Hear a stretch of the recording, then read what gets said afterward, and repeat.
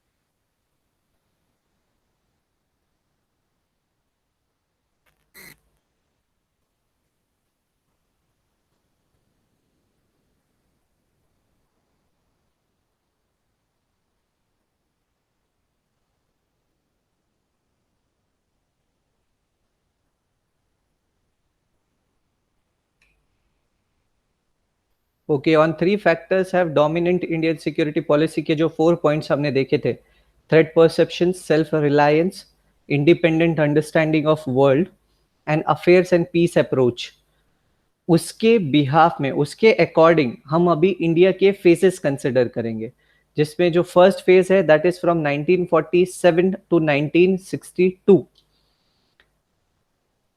अब इस फेज का जब हम कंसिडरेशन करते हैं,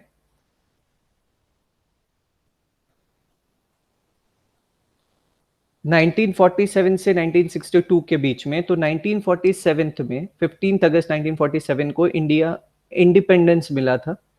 और इनिशियल स्टेजेस पे इंडिया इतना स्ट्रॉन्गर नहीं था. पाकिस्तान के साथ डिस्प्यूट होने के बाद पाकिस्तान ने भी बहुत इंडिया के साथ वॉर किए. हम स्टेबल नहीं थे.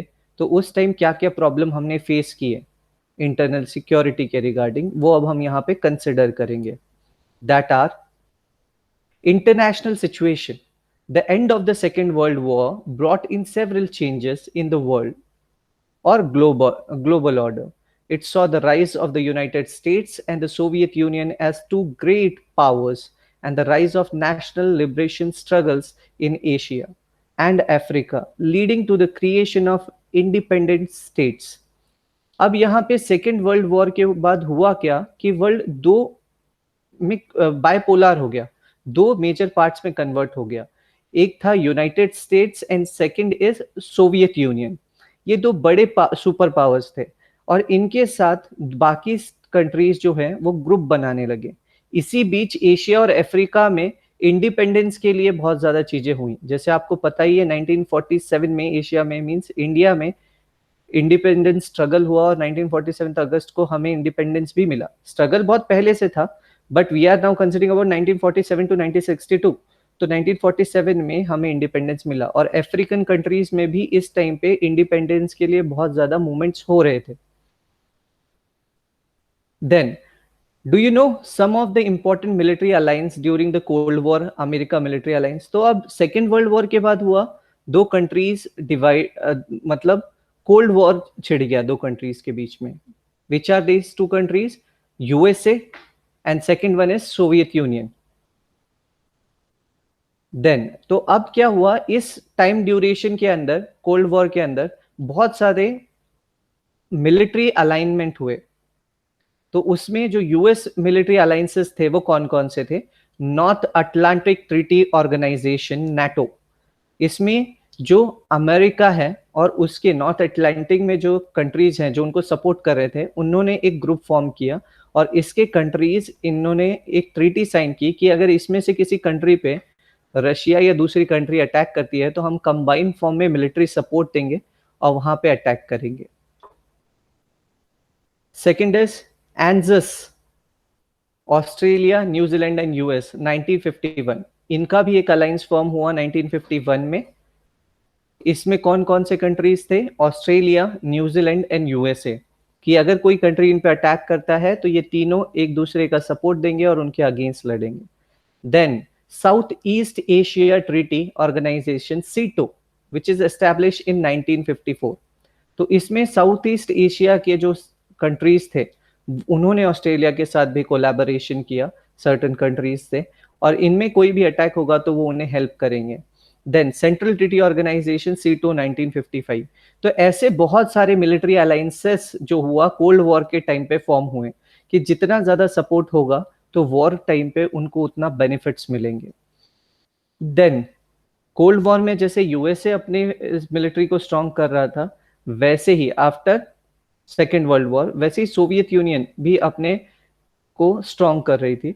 सोवियत मिलिट्री अलायंसेस कौन कौन से थे? The Soviet Union and China signed a military alliance in 1950। China ने और सोवियत यूनियन ने एक मिलिट्री अलायंस साइन किया कि उनको अगर कुछ अफेक्ट होगा तो उस टाइम पे चाइना की आर्मी भी सोवियत यूनियन को हेल्प करेगी।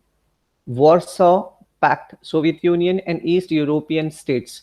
तो इस टाइम पे ये जो ईस्ट यूरोप है, बेसिकली हुआ क्या कोल्ड वॉर के बाद, USA as well as west European countries जो है वो यूएसए को सपोर्ट कर रही थी। And when we consider about the Soviet Union, the eastern European states are supporting Soviet Union in 1955।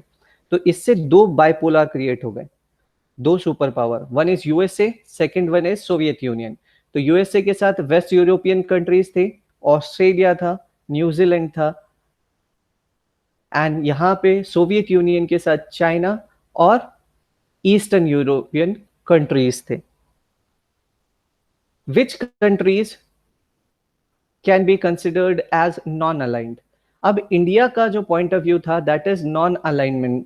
उसने किसी भी के साथ ना तो यूएसए ना सोवियत यूनियन किसी के साथ एक स्पेसिफिक ज्वाइंटमेंट नहीं किया। उनका पॉइंट ऑफ व्यू था कि नॉन अलाइन लेना है जिससे वर्ल्ड वाइड जो उनका डिसीजन होगा that will be independent of that countries. Then if we see, the following criteria was adopted at the Belgrade Conference in 1961, criteria for non-alignment.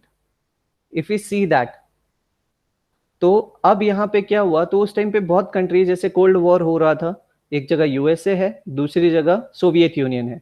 Certain countries USA के साथ combine हो रही थी और certain countries Soviet union के साथ। But यहाँ पे इंडिया ने और सर्टेन कंट्रीज ने नॉन अलाइनमेंट का पॉइंट रखा कि वो किसी के साथ नहीं है। उनका वर्ल्ड पॉइंट ऑफ व्यू जो है, इंटरनेशनल पॉइंट ऑफ व्यू, वो इंडिपेंडेंट है, not related with USA as well as not related with Soviet Union. तो उन्होंने कोल्ड वॉर के बाद कोई भी ग्रुप को ज्वाइन नहीं किया।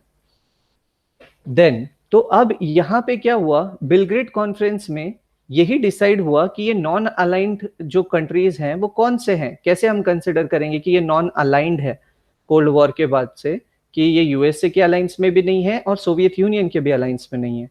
The points are, the country should have adopted an independent policy based on the coexistence of the states with different political and social systems. इसमें क्या था कि कोएग्जिस्टेंट है, इंडिपेंडेंट है, मतलब ना तो यूएसए के इन्फ्लुएंस में कोई काम करेगा ना सोवियत यूनियन के इन्फ्लुएंस में करेगा। उनके जो भी पॉलिटिकल और सोशल डिसीजंस होंगे वो उनके सेल्फ डिपेंडेंट होंगे, वो दूसरे से किसी से इन्फ्लुएंस्ड नहीं होंगे। Support national independence movements.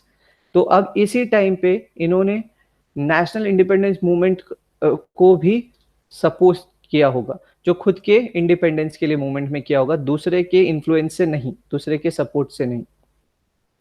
Third, it should not be a member of multilateral alliance concluded in the context of Cold War। तो जो कोल्ड वॉर के कंट्रीज ने ग्रुप बनाए थे वो किसी ग्रुप में अगर नहीं है तो उसे हम नॉन अलाइंड कंट्री भी बोल सकते हैं।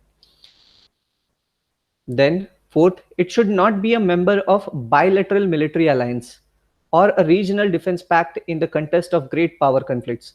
तो इनका ऐसा भी नहीं होना चाहिए कि ये दोनों cold war countries, cold war के बाद जो दो कंट्रीज सेपरेट हुए हैं या दो सुपर पावर्स क्रिएट हुए हैं, यूएसए एंड सोवियत यूनियन, तो उनको छोड़ के खुद का भी एक ग्रुप बनाना स्टार्ट कर दो। नहीं, तो मिलिट्री अलायंसेस नहीं होने चाहिए।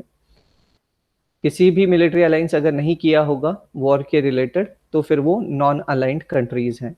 It should not be considered military basis to foreign powers in the contest of great power rivalry.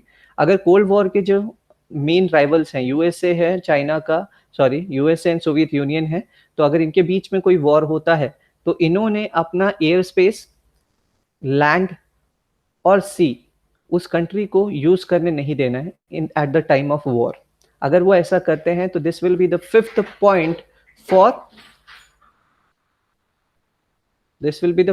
Point for non alignment.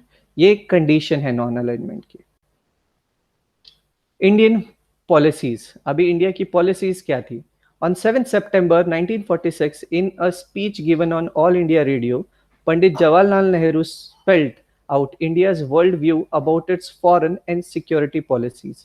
India की पॉलिसी जो थी वो नॉन अलाइन की ही थी, तो उसको रेडियो पे जवाहरलाल नेहरू ने सबसे पहले स्पेल्ड किया। ही stated, we propose as far as possible to keep away from the power politics of the groups aligned against one another, which have led in the past to world wars। India wanted to keep away from the Cold War rivalry that existed in the world। India को mainly अपने growth पे concentrate करना था, ये rivalry में नहीं पड़ना था।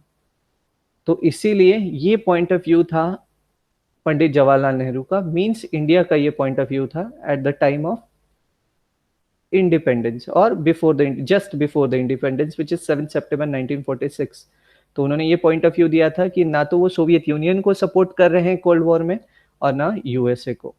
तो by this we come to know that India is basically non aligned, ना तो वो यूएसए के साथ था ना सोवियत यूनियन के साथ। What is regionalism? What is this regionalism? अगर हम रीजनलिज्म की कंसिडरेशन करें तो ये एक्चुअली है क्या? The regional organizations are created by countries from a particular geographic region। They form groups to promote their national interests in cooperation manner।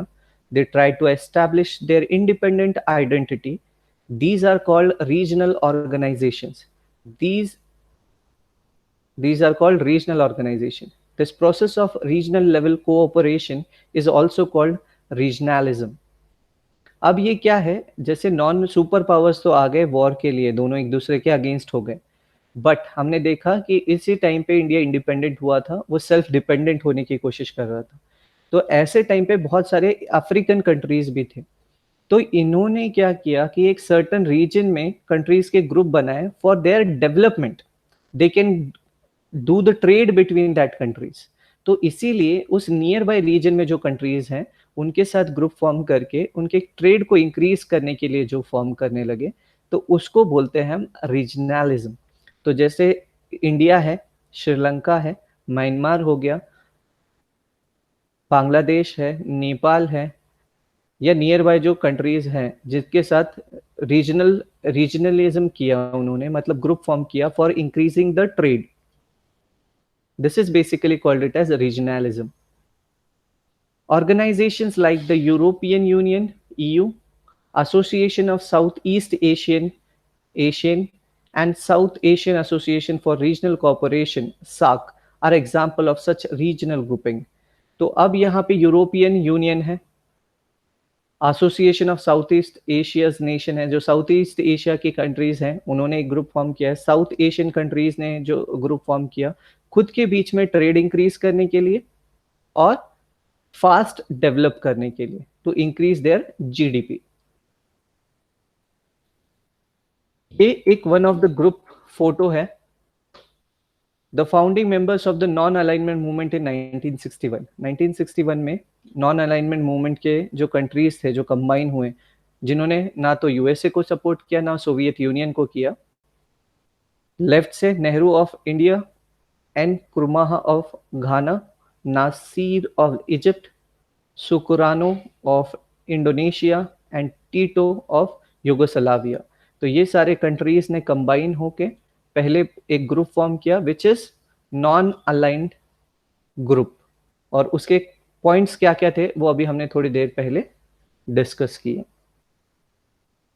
Now in the face India face several security challenges. तो इस time पे India ने बहुत सारे security challenges भी face किए।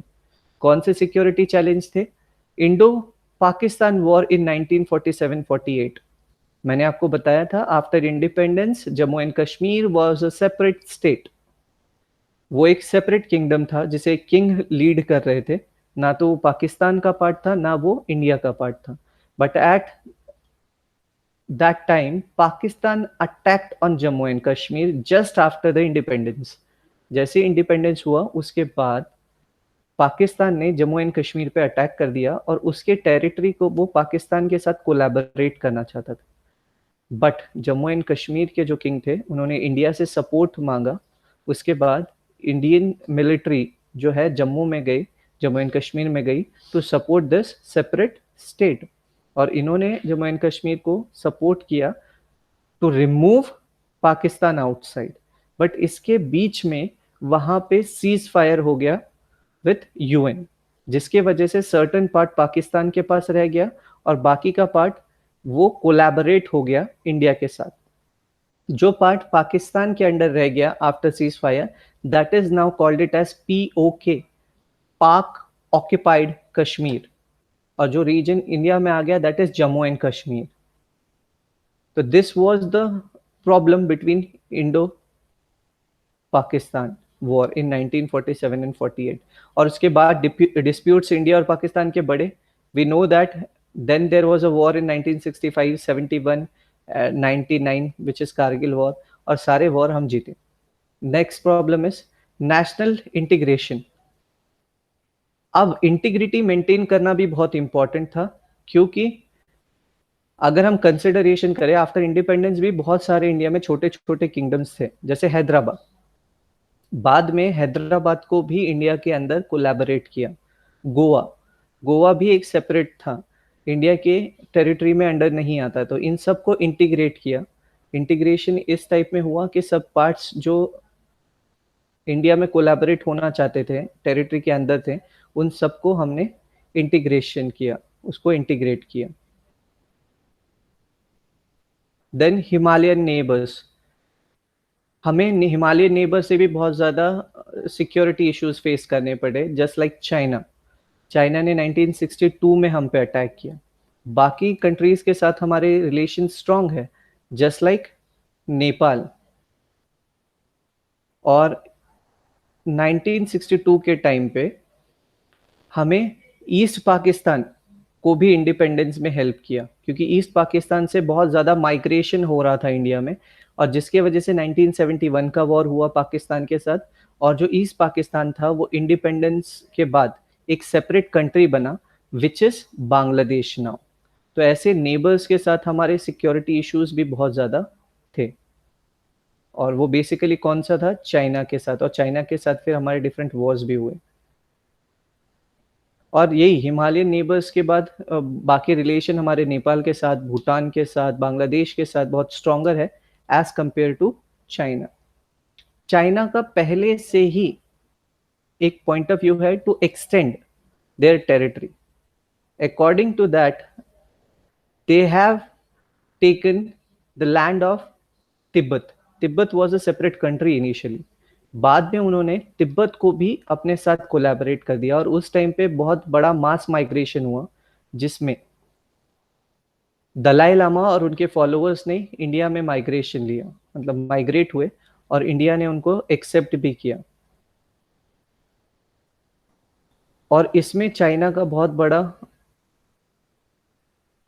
Problem था एक तरह से देखा जाए तो। चाइना को ये लगता था कि इंडिया ने इनको सपोर्ट नहीं करना चाहिए, दलाई लामा को और उनके फॉलोअर्स को, इसलिए 1962 का वॉर हुआ। बट उस टाइम पे नॉर्थ ईस्ट में हमारे इतने फोर्सेस नहीं थे और हम इतने डेवलप नहीं थे, तो हमें उसमें थोड़ा डिफीट फेस करना पड़ा विद चाइना इन 1962। बट उसके बाद से हमने हमारे ईस्टर्न बॉर्डर्स को बहुत ज़्यादा स्ट्रॉन्गर किया, और आज की डेट में आपको पता होगा कि हम बहुत ज़्यादा स्ट्रॉन्गर हैं। Agreement between the Republic of India and People's Republic of China on trade and intercourse between Tibet region of China and India in 1954. Agreement is based on the following principles। जो India China के बीच में trade का agreement sign हुआ, उसके जो specific points थे, they are mutual respect for each others territorial integrity and sovereignty. एक दूसरे की टेरिटरी और इंटीग्रिटी हम मेंटेन रखेंगे, मतलब किसी का भी लैंड हम नहीं लेंगे। बट चाइना ने उसके बाद भी क्या किया, जो रिसेंट न्यूज में है आपने सुना होगा, पैंगोंग लेक के पास उन्होंने बहुत ज्यादा एरिया एक्वायर करने की कोशिश की, तो मतलब यहाँ पे उन्होंने वो एग्रीमेंट को फॉलो नहीं किया। दूसरा, सोवेनिटी मेंटेन रहने देना है, बट वो भी उनका प्रॉब्लम है, वो नहीं रहने देते। देन म्यूचुअल नॉन एग्रेशन, कोई भी एक दूसरे पे अटैक नहीं करेगा, और इंडिया कभी भी फर्स्ट अटैक नहीं करता। Mutual non interference in each others internal affairs, और दूसरे के इंटरनल अफेयर्स में कोई प्रॉब्लम क्रिएट नहीं करेगा। बट आप लोगों को पता होगा जो नॉर्थ ईस्ट में टेररिस्ट एक्टिविटी होती है उसमें चाइना का बहुत मेजर पार्ट प्ले होता है। वो बहुत ज़्यादा वेपन्स और टेररिस्ट एक्टिविटी कराने में वहाँ पे हेल्प करते हैं। इक्वालिटी एंड म्यूचुअल बेनिफिट्स, जो हम एक दूसरे को इक्वल ट्रीट करेंगे और एक दूसरे के बेनिफिट्स, उससे बेनिफिट्स होंगे। बट आपको पता है चाइना मैक्सिमम चीज़ें एक्सपोर्ट करता है, बट इंडिया से बहुत कम चीज़ इंपोर्ट करता है, तो इससे मेनली प्रॉफिट चाइना को ही होता है। एंड देन पीसफुल को एग्जिस्टेंस, और इसके साथ सब पीसफुल रहे। तो ये सारे पॉइंट एग्रीमेंट के थे 1954 के। बट अगर आप देखेंगे तो मेजॉरिटी ऑफ जो पॉइंट्स थे वो चाइना की तरफ से फॉलो नहीं होते हैं। तो यहाँ पे हमने एग्रीमेंट के बारे में कंसिडरेशन किया था जो ट्रेड के बीच में हुआ, republic of India and the people's republic of China के बीच में। बट इसके अगर हम पॉइंट अगर कंसर्न करेंगे तो इससे हमें एक मेजर पॉइंट समझ में आ रहा है कि इसके मैक्सिमम पॉइंट्स को चाइना फॉलो नहीं करता है। तो इसीलिए इंडिया और चाइना के रिलेशन अब ज़्यादा अच्छे नहीं हैं। अगर कोई एग्रीमेंट्स हैं तो उसको दोनों ने म्यूचुअली ही फॉलो करना चाहिए। Okay, now we will see the next topic in next lecture. Thank you.